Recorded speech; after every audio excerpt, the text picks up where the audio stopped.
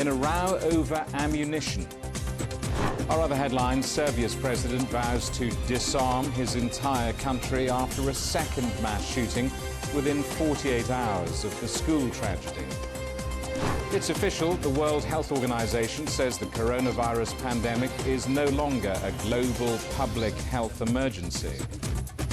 And excitement builds in London ahead of the coronation of King Charles as crowds head to Buckingham Palace.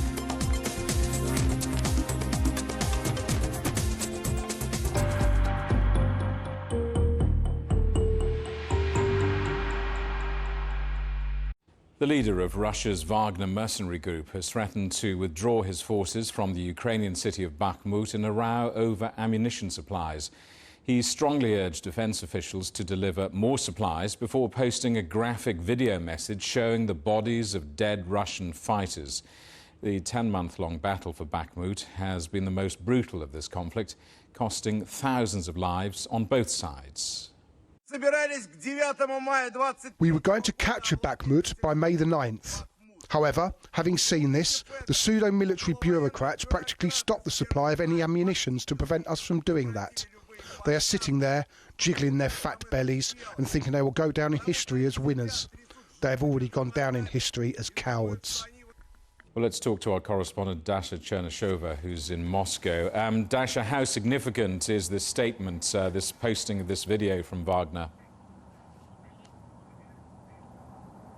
Well, certainly for Russia, that is about to celebrate Victory Day on the 9th of May. That would be a very significant development should the fighters of the Wagner mercenary group retreat from the territory of Bakhmut, because as we understand, the head of the group has been saying that they have already captured 45,000 square kilometers of this city, and then about 2.5 kilometers were left. So the head of the Wagner mercenary group says it is the ammunition paucity that has led to this decision. Very interestingly, we've heard from the Kremlin saying that they have seen those statements, but they didn't comment on them. And just minutes ago, we have received a statement from Russia's Ministry of Defense saying that Sergei Shoigu, the Minister of Defense of Russia, has traveled to the southern military district to inspect the troops there. And he said that he has given orders to make sure that there is enough ammunition for the fighters in the area of the so-called special military operation. And we've had more official comment from the Kremlin on the alleged drone attack. Well, that's right. Russia's foreign minister, who is now in India, has taken the chance to once again reiterate Russia's position, saying that Moscow knows very well that Kiev has fired those drones. But in reality, according to him, it was the U.S. behind those attacks. Russia has previously accused Washington of very often choosing the targets and not even given the right to Kiev when it comes to choosing the means. Russia, despite that, as we understand from the Kremlin, is eager to continue contacts with the United States. But let's listen in to Russia's Foreign Minister Sergei Lavrov, what he had to say. It was clearly a hostile act. It is absolutely clear that the Kyiv terrorists could not have committed it without the knowledge of their masters. We will not respond by talking about whether it was casus belli or not, but we will respond with concrete actions. So we don't know what those concrete actions would be, but Russia has said before that it reserves the right to retaliate when and how it sees fit. The Russian foreign minister has also said that the entire situation is illustrating the crisis, which, according to Moscow, is much deeper than just the behavior of what Sergei Lavrov has described as the regime headed by Vladimir Zelensky. Dasha, thank you for that. Our correspondent, Dasha Chernyshova in Moscow. Ukraine's Deputy Defense Minister says Russia is withdrawing Wagner mercenary fighters from along the entire offensive line towards Bakhmut. She said Moscow wanted to capture the city in time for its May 9th Victory Day celebrations. This comes as Kyiv makes final preparations for its spring counter-offensive, backed by thousands of Western-supplied armoured vehicles and newly trained troops. Now the rest of the day's news, and Serbian police have arrested a man following the country's second mass shooting in a week. 8 people were killed and 14 wounded when a gunman shot at them from a moving car in a village near Belgrade. The country has just begun 3 days of national mourning for the victims of an attack on Wednesday, in which a 13-year-old boy killed 9 people at an elementary school in the capital. The Serbian president, Aleksandar Vučić, has promised tough gun control measures, saying he wants to disarm the country. This new mass criminal attack, after an attack on our children, targeted randomly anyone who happened to be outside a hunter's hut, around a campfire, or outside their gate, going about their own business. This is an attack on our whole country, and each citizen feels it. Well, let's talk to our correspondent, Alyosha Milenkovic in Belgrade. Alyosha, we're used to weekly mass shootings in the United States, but a second deadly shooting within 48 hours in this country. What's the latest? It was unheard of, Jamie. It is something that put the country even in a deeper state of shock comparing to the news, horrible news that happened here from 2 days ago on Wednesday. What we know so far is what the Serbian president actually told us at the press conference, which he held some 2 hours after the arrest of the perpetrator, who is 21-year-old citizen of a small town some 50 kilometers south of Belgrade. The name of the town is Mladenovac. What we also learned is that he used illegally acquired automatic weapon, which was AK-47 style automatic weapon. Automatic weapons are banned in Serbia. They're illegal. One cannot acquire that kind of weapon legally. So he used that weapon to kill people, 8 people, as you mentioned, aged from 14 to 21. One of them was a police officer who was off duty together with his sister. After that shooting spree, which started sometimes on Thursday evening and ended up on Friday morning, the perpetrator using hand grenade as he threatened the local taxi driver and forced him to drive him to the town of Kragujevac, very near the town of Kragujevac, which is in central Serbia. That's where the police actually arrested him in a shed full of illegal weapons he owned. This is something that we learned both from the Serbian president and also from the Serbian Ministry of Interior. That's one interesting thing is that Serbian Ministry of Interior and the Serbian president as well described this as a terrorist act. Alyosha, Serbia's President Aleksandar Vučić says he wants to disarm the country, but I think Serbia's got one of the highest gun ownership rates in Europe. I mean, how is he going to change what seems to be part of the culture there? You're absolutely right, Jamie. The guns are part of the culture. Even, for instance, 10 or 20 or 30 years ago, it was normal for children to go to the schools and to learn basic weapons and to have basic weapons training in the schools at the age of 16.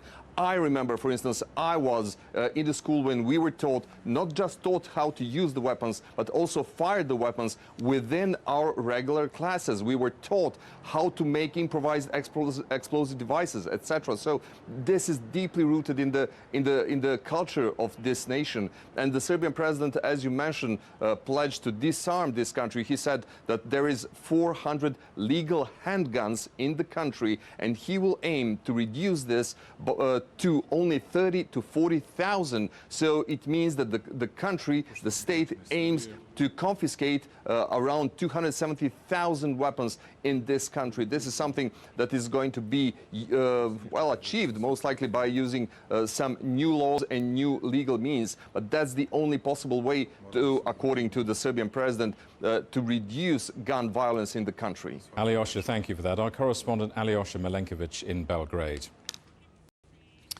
8 school staff were shot dead and 2 others injured when gunmen stormed a high school in Pakistan. The dead include 5 teachers and 3 support staff.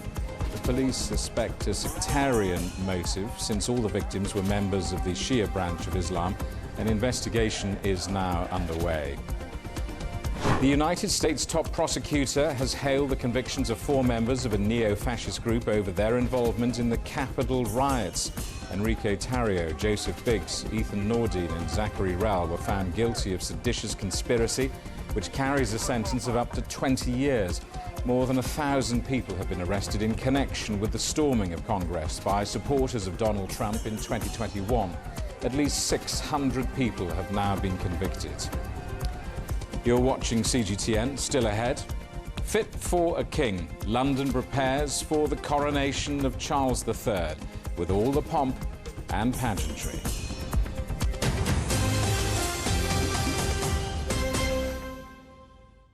Roger, Ricky, loud and clear. We can try out the wild and crazy ideas. Nothing can stop an idea whose time is coming. This idea is coming. I actually feel quite comfortable in isolation. We should all be very basic when we're trying to save the world.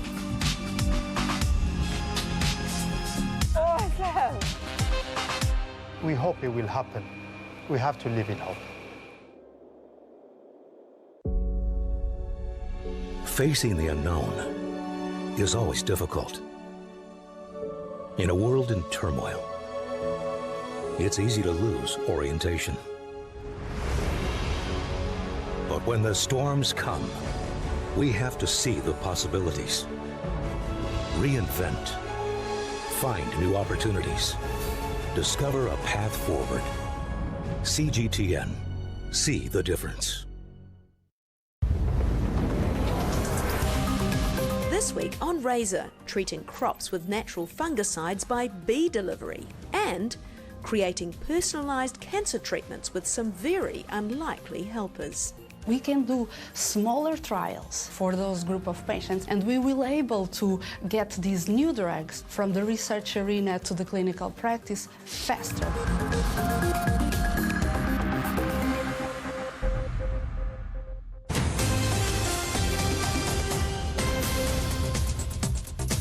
Hello, welcome back. A reminder of our top stories. The leader of Russia's Wagner mercenary group threatens to withdraw his forces from the Ukrainian city of Bakhmut in a row over ammunition supplies. Our other headlines: Serbia's president vows to disarm the entire country after a second mass shooting within 48 hours of the school tragedy.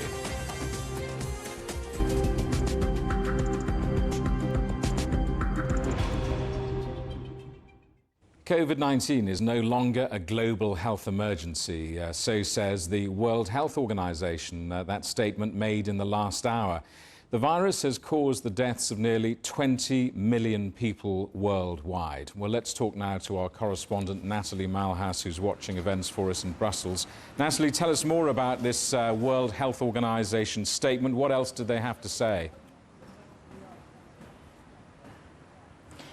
A big point that we heard from Dr. Tedros of the World Health Organization a little earlier was that as much as the emergency and crisis status of the COVID-19 pandemic has been dropped, this isn't an opportunity and license for us to drop our guards. In fact, the mutations and future waves of infections are likely. We're hearing from the doctors, but there was a lot of confidence and emphasis placed on the mechanisms that have been built over the last 3 years during the pandemic that will be able to ensure the monitoring, the tracking and the treating of the coronavirus that we, going forward, should now consider like we do other infectious diseases, the common cold and influenza.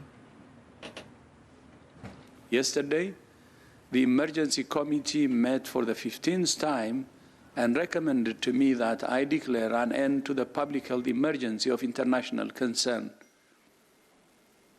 I have accepted that advice. It's therefore with great hope that I declare COVID-19 over as a global health emergency.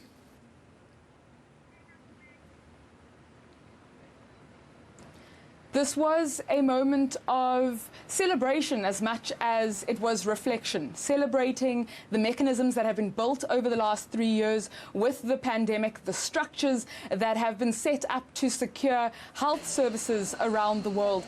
But what the World Health Organization stressed as well, that we have to reflect on the pain, the scars that COVID-19 and that the pandemic has left on our world, big lessons that we can draw from the last last 3 years that include looking at mechanisms of greater collaboration and cooperation as nation states to ensure that the vaccine inequalities that we saw transpire of the last 3 years don't continue going forward, and that countries are not working in silos, but in fact put an emphasis on solidarity and a greater collaboration. Natalie, thank you very much for that. Our correspondent Natalie Malhas in Brussels. Well, years of COVID travel restrictions have sparked something of a pent-up boom in the airline industry, sending passengers scrambling to book holidays. British Airways owner IAG says ticket sales for summer and winter have soared past expectations, with the company raising profit forecasts for the year. Air France KLM just unveiled quarterly profits, with revenue up 42% compared to the same time last year. But the surge in air travel is, of course, raising concerns about the potential impact on the environment. Well, Gloria Guevara is Chief Special Advisor to Saudi Arabia's Ministry of Tourism and is also helping to set up the Sustainable Tourism Global Centre. Gloria, good to see you. I think global aviation is responsible for something like 2.5% of global CO2 emissions. I mean, how well is the industry doing on putting its house in order? Thank you for having me. The sector is working together and has been working the last 10 years in different initiatives. I think that we have made a lot of progress, but this sector also is very fragmented, and 80% are SMEs, and that's one of the challenges. How do we help the little restaurant, the little hotel, the transport company to become neutral zero if they don't have the right resources and the support? And I think there's an opportunity to work together and to move faster in this transition, not only aviation. But presumably it is aviation that's the biggest polluter, the biggest offender? It's not the biggest. Actually, there are so many others, and we need to look at this with a holistic approach. That's why Saudi is funding this very important center. Let me give you one example. 8% of the greenhouses is due to food waste. Food waste. And 40% of the food waste, I don't know if you have heard, developing countries, is between the production to the market. And in developed countries, it's from the market to the fork, to the plate. Can we reduce food waste? Helping that 80% and at the same time reduce cost, we need to have the right tools and the right solutions. Yes, aviation is important, and they have done a lot of work that depend on technology, biofuels, and many other things, but we need to look at this with a holistic approach and help everyone. But if you're environmentally conscious as a traveller, as a tourist, the honest thing is not to get on an aeroplane, isn't it? No, that is not the case, because if you stop traveling, what happens? You don't provide funds to these people in countries that they require the money for the way of living, and then you have other sources of income that they create a bigger impact in the environment. For instance, during COVID, you will see that people were not traveling. We saw an increase in illegal poaching, and we saw an increase in deforestation, because why? They were cutting trees to be able to plant in order to have more agriculture, and that had a greater impact in the environment. So not traveling is not the solution. Actually, the other sources have a greater impact, because traveling also provides income in the table in a lot of depending countries in the sector. The airlines are an easy target in a sense, because we're used to kicking them. They are offenders. What can we do as individuals? Let's put their responsibility to one side for a moment. But as individuals, what can we do to be more environmentally responsible, more sustainable as travellers? That's a great question, and you can do a lot. As an individual, first of all, you need to look at your choices. Your choices is, are you choosing restaurants? Are you reducing your food waste, for example? That's important in your house, in the places that you go, the places that you eat. The use of plastic, for instance. Plastic accounts for a lot of the footprint as well. 2 million plastic bags are used every minute, as an example, and a lot of that trash into the oceans. We need to reduce the use of plastics. We need to move to renewable energy. And at the same time, we need to select hotels, restaurants, and transport companies that they use renewable energy and that they are more sustainable. So we as travelers have a responsibility. Do not demand 100 options in the breakfast. Are you going to eat 100 different dishes in the breakfast? Can you live with less if you're going to eat only 2, right? we can all help in this fight against climate change if we go through that education and that process of having the information and understanding what are the better choices. I think that we need to bring transparency, and I think that we all can contribute in this fight. There's a lot to do. What does the net zero holiday look like when we eventually get there? What does it look like? I think the net zero holiday means that every time that you travel should be better for the planet, should be better for the environment, and should be better for the community. So that you have a chance of offset, for instance, right now we can be offsetting your flights, that you stay in a hotel that has sustainable practices, that you reduce your waste of food while you travel, you don't use plastic, and you make the right decision so that, and very important, you buy local products because they need to be sourced locally so that you help communities, and while they are sourced locally, you're helping not only the community, but you're also helping the footprint. That is a good choice for traveling. Gloria, good to talk to you. Thank you very much indeed for coming. Gloria Guevara, Chief Special Advisor to Saudi Arabia's Ministry of Tourism. More than 2,000 dignitaries from 200 countries will attend the coronation of King Charles on Saturday, but it's also an occasion for the general public, already enjoying the festival atmosphere in central London. Our correspondent Lee Juan Ha reports. One day before the coronation of Charles III, the streets of London are already full of excited people, posing for photos with royal images and memorabilia. Hi. Many have been camping along the route of the royal procession on Saturday to get the best view of the event. Since last night, 6 o'clock. You must be very excited about the upcoming coronation. Yes, I am interested in the historical moment. What do you think of the new king? Yeah, I think he's going to do a great job. I think that he's, going to step into some fabulous shoes. So yeah, I think he'll do well. I think he'll modernise it for the younger generation to make it fair on the young and the old, because at the end of the day, it's been really focused on the older generation. As an essential part of the ceremony, a children's choir will be singing for the crowning of the King and Queen. I feel very special that I get to see amazing moments in history when the King's crowned. Elsewhere, these children from Westminster School will be the first commoners to hail the new king by chanting Vivat Rex, which means God save the king. In this country, the coronation still kind of persisted as a moment that would really legitimise that monarch and in a kind of public way. It has also always retained at its heart a kind of religious, well, it is a religious ceremony, but a moment of transformation. It's the UK's first coronation since 1953 for Queen Elizabeth II. Now it's a very different time for the British monarchy.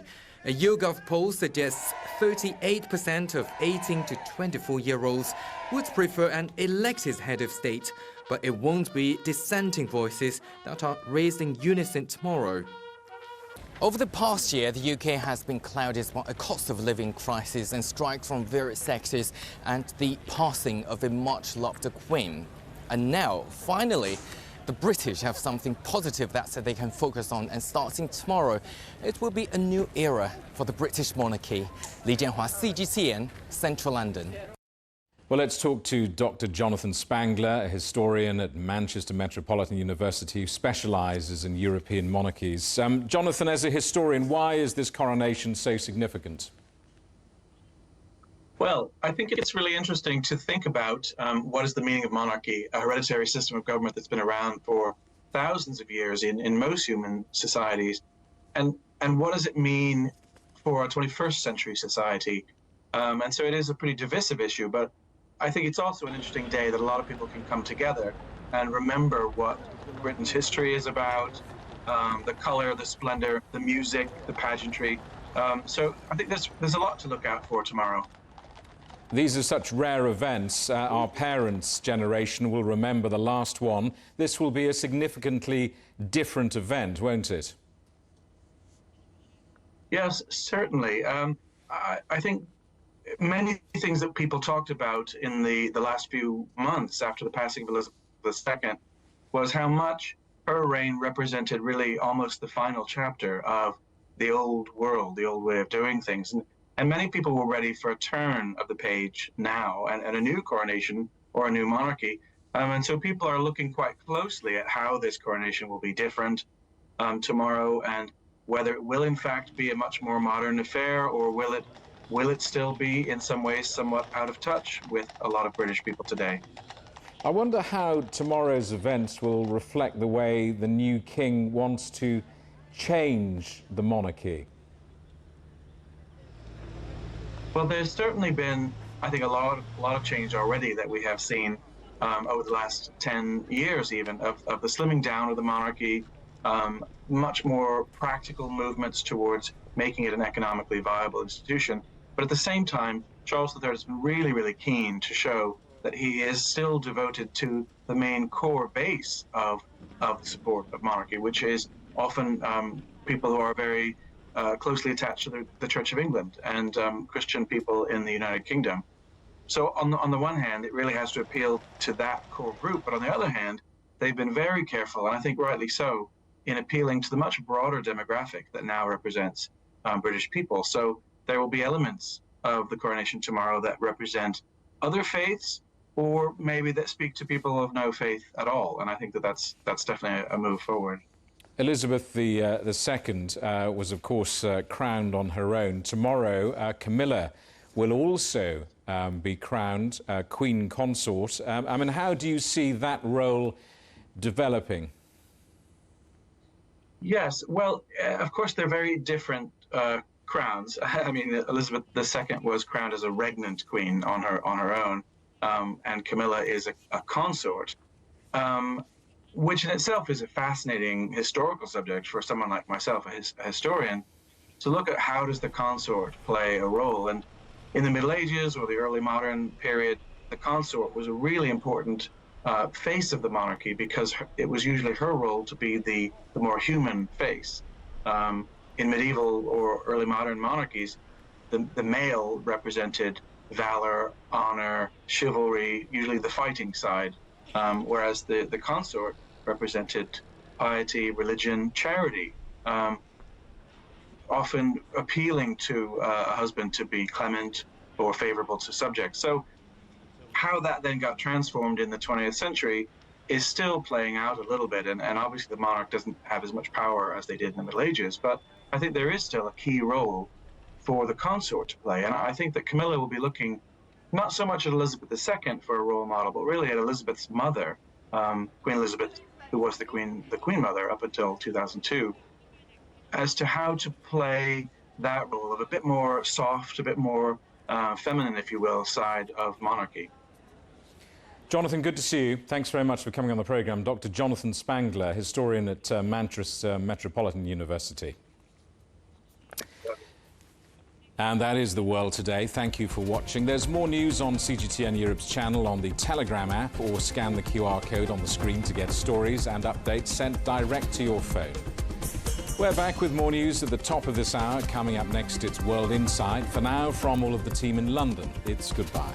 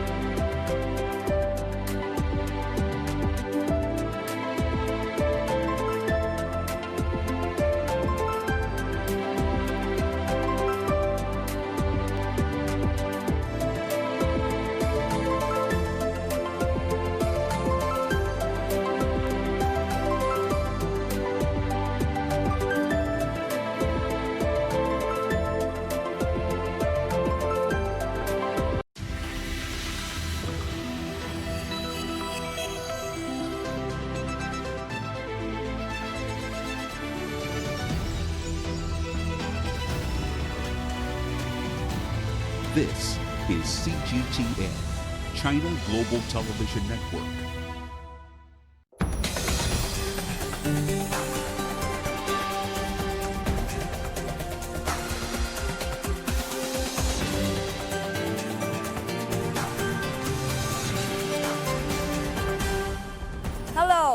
I'm Tian Wei, and welcome to this special program of World Insight.